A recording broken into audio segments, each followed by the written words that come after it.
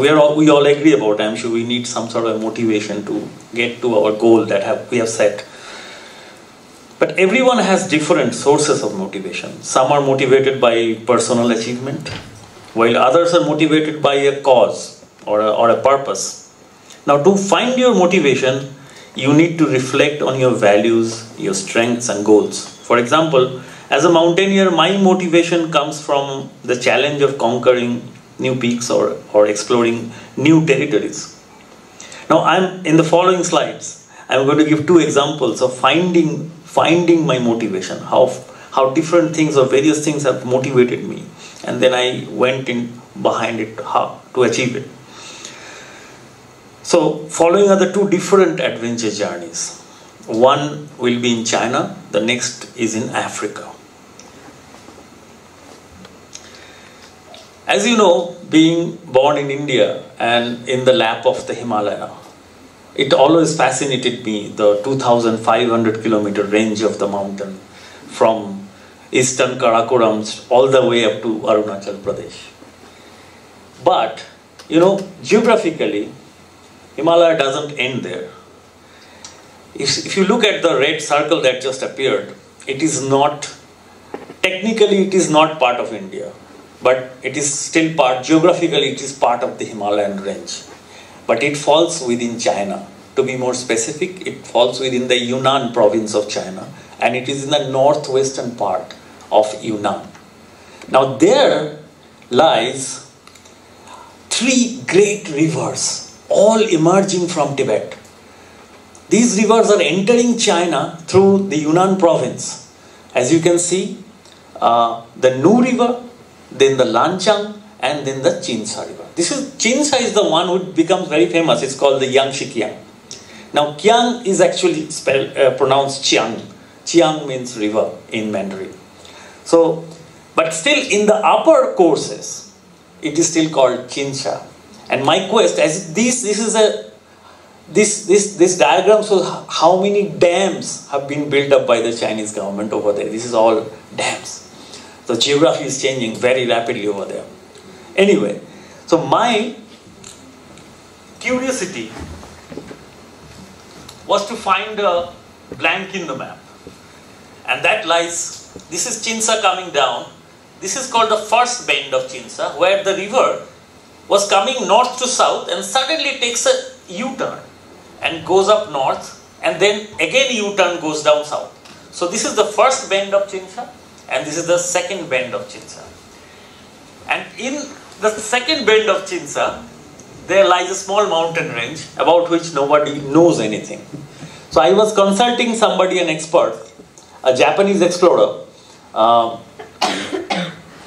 that area. So he suggested maybe you can go in the second bend of Chinsa,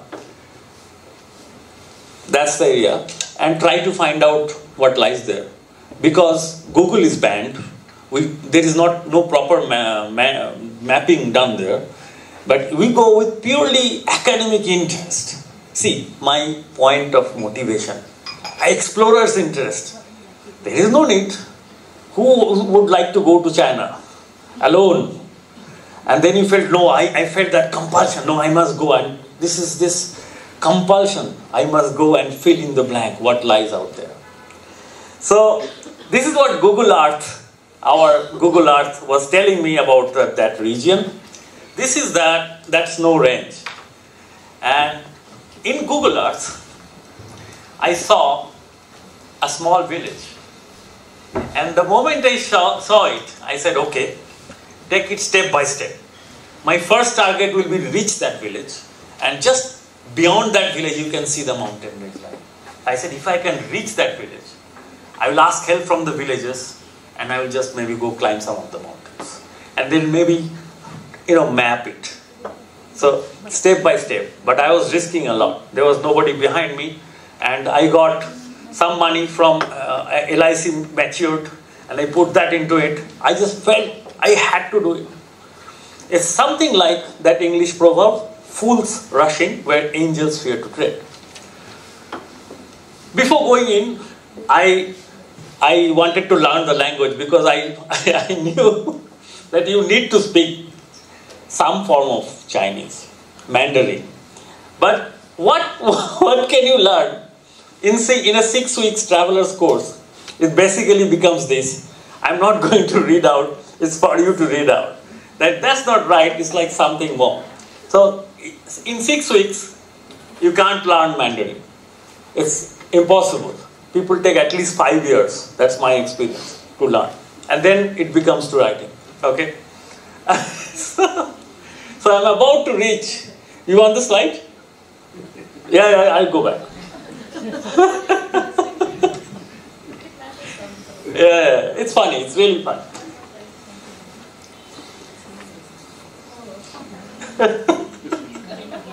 Tiny pony. Yeah, that's very good. Yeah.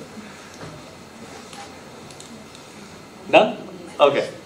So I reached this village, which is the one before the last village we have seen. It's called Shankauhan. So I reached the village with an interpreter, because after reaching the nearest big town, I have to keep the story short because I want to share a lot of stories with you today. I realized they don't speak Mandarin. After learning the course, because they said there's a small tribe living there. They don't speak Mandarin. It's called a village of EYI. And they're also called Black Lolos. You can Google. And when we reached there, we were told, go back. And probably I am a drug peddler. That is the reason being said, no, we can't allow people. So we had to go back. Because later on I found out, yes, that's a problem in that province of China. And if you are a drug peddler, what do? They burn everything and they kill you, of course. There's no way coming back and nobody will know. So I came back and I went to the school. I had a free afternoon. I visited a local school. And it was lovely.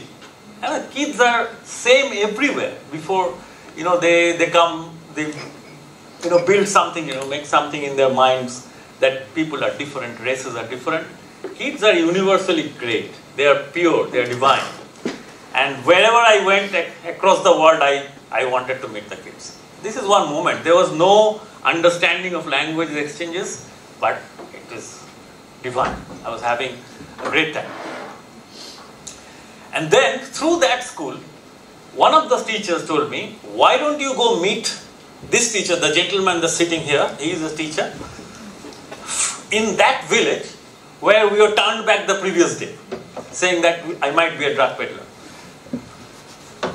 So, and this guy had a little bit of English, and I could convince him my real motives. It's nothing else, I just want to go see the mountains. What sort of mountains you have behind your villages? People don't buy it instantly. Why? Why would someone do that? But there I was. So one of the students, the one with the star jackets, he said his father is from that village. I mean, he is from that village and his father is still there. He probably can get me hosted by him. Because you cannot go into a village if you are not invited. You cannot go anywhere. Unless you have somebody inviting you. And so, he makes a call to his father. And he said, yes, he is excited. He's coming to take you next day. So, doors opening up. And I tried. And the first night when they said, okay, they are going to kill you and they are going to burn the car, there was no Raja. So, who the hell are you? And so, I reached that utopic village of Chidege. It's spelled as Jidege, but this pronounced is Chidege. And it's just like our Himalayan village. And there we found the lady in traditional dress, the black lolo dress. She was in there. She's just working in the field with her little daughter. And she said, come, you're going to be our... of course, I didn't understand her, but you can understand the universal gesture of friendliness. And the little girl was so shy, but we followed her. I love these photographs. This tells you so much. Similar doko, you see. Yeah. And so I follow them, me, my interpreter, and then another guy who joined me, hearing from the lodge I was staying. He said, I am curious, I don't know that there is a mountain, I am a Chinese, and he's had English. Later on I realized he's a spy. But that I'll come to that later, because we had a confrontation. He was trying to manipulate my thing. And later on I again read that that is the usual practice. If somebody is going off course, tourist route, you will be followed and you will be trapped. For the next few days, this was my guest house. And every evening, these are the usual visitors coming to meet me. And what a grand time I had. This is inside that building. They have a simple floor, and that's the chula. And normally they would have potatoes, lots of potatoes.